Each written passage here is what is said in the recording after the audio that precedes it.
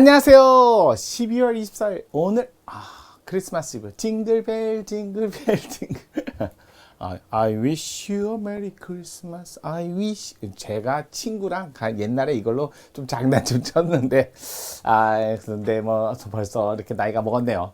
옛날 생각하면 뭐 진짜 가물가물하면서 행복합니다. 오늘 크리스마스 이브 메리 크리스마스. 자, 그럼 오늘 매일 행정법 어제 이어서 조금 새롭다기보다는 실효성 확보수단의 의무행 확보수단의 이행강제금 살펴보도록 할게요.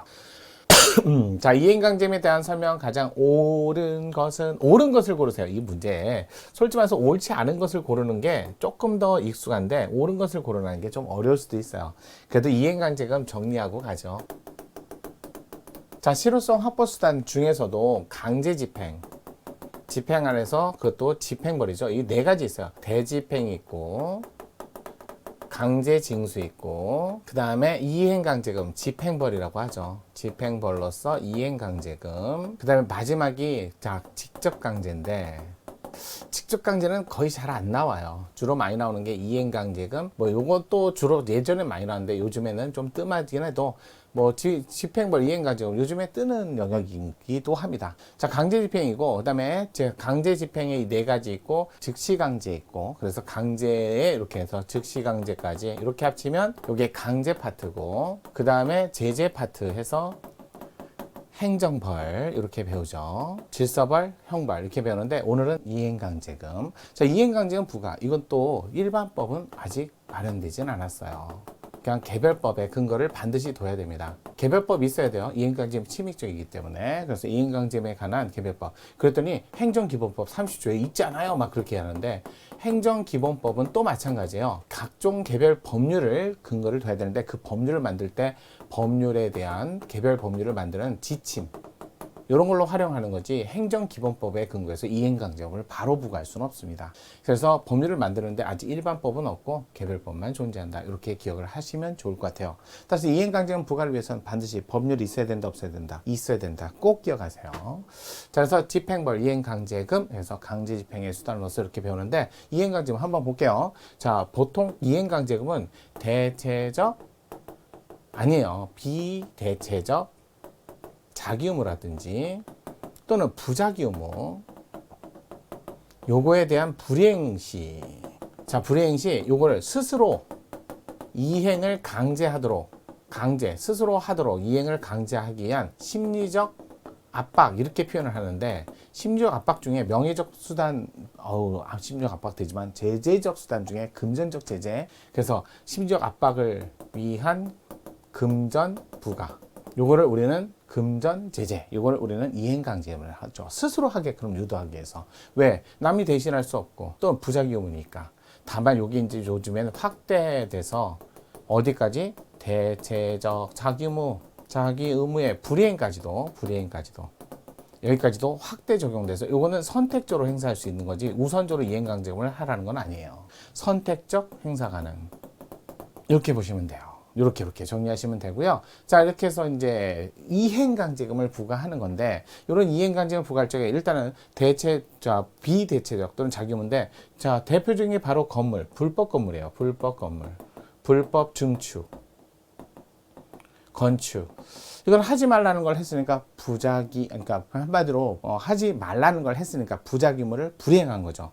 그럴 때 행정청은 다시 자기의무를 부과합니다. 철거 의무를 부과. 이건 자기 의무잖아요. 그래서 하명을 하는 거죠.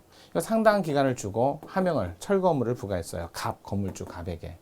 근데 건물주 갑이 이 상당한 기간이 지나도록 불이행을 하는 거죠. 그러면 불이행을 하는데 스스로 이행을 해라 라고 해서 그래서 떠밀 수 있는 방법이 심리적 압박하고, 그다음에 금전적 제재인데, 금전적 제재를 하는데 그냥 제재하면 안 돼요. 그래서 지금 불이행을 했는데 지금 금전적 제재를 부과한다는 경고를 안 했잖아요. 그래서 다시 철거 의무를 다시 부과하는 거죠. 그래서 철거 의무 부과하면서 그래서 하나의 불이행이 돼서 여러 번 제재를 할 수 있는 게 바로 이행강제예요. 왜? 다시 부과하면서 계고를 하는 거죠. 만약에 안 할 때 돈을 부과하겠다라는 경고를 하는 거예요. 그래서 상당한 기간을 주고 해라, 안 하면 나 돈 부과하겠다 라고 해서 했는데, 그래도 만약에 불이행을 한다, 그럼 약속대로 뭘 한다? 여기다 이제 돈을 부과하는 거. 요게 바로 이행강제금이 되는 거죠.